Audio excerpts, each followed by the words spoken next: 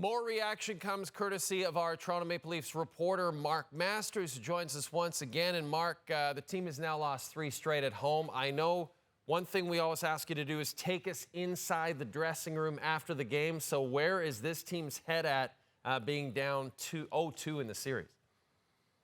Well, clearly they're not happy. I didn't sense panic, though. I mean, they're undefeated on the road in the playoffs. The Panthers are under 500 at home in the playoffs. But clearly there's something that they have to, get straight here. Coach Sheldon Keefe calling it baffling the way they started the second period, the mistakes from some of their top players that ended up in the back of their net. So they're going to have to clean that up.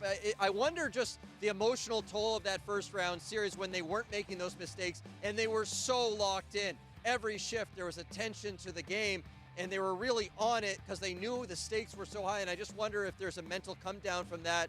And the Panthers have been able to just continue on the momentum a little bit from their Game 7 victory over the Boston Bruins. So whatever it is, there is concern. They know they have to clean it up, and they'll try and get that figured out. They have a 2-day break now before Game 3. They're going to have to figure out Sergei Bobrovsky too, Mark, because, we just heard Ilya Samsonov's thoughts on Bobrovsky's performance, another 35 saves, and really the third period is when Bobrovsky truly shined, didn't he?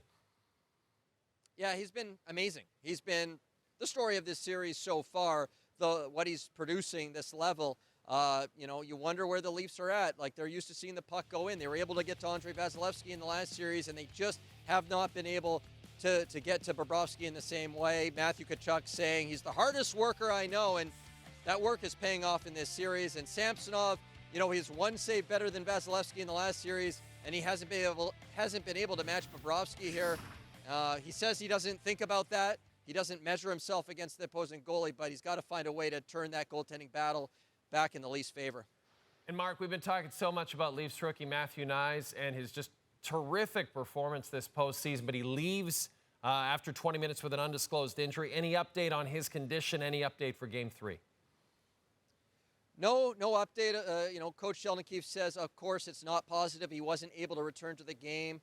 John Tavares called the takedown by Sam Bennett there dangerous, so the Leafs obviously did not like that play. It certainly felt like they were trying to get under the skin of the 20-year-old who's become a really important player for the Leafs.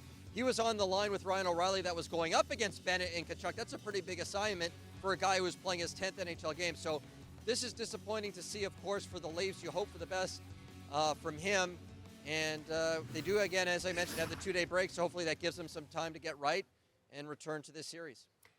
So, Mark, before you hop on the Bell Media corporate jet with all the bigwigs for Game 3, we'll remind everybody it is the first time since 2018 against Boston that the Leafs have been down 2-0 in a playoff series.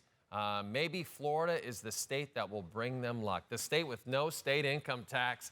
Mark Masters, you're the best. Thanks, my friend.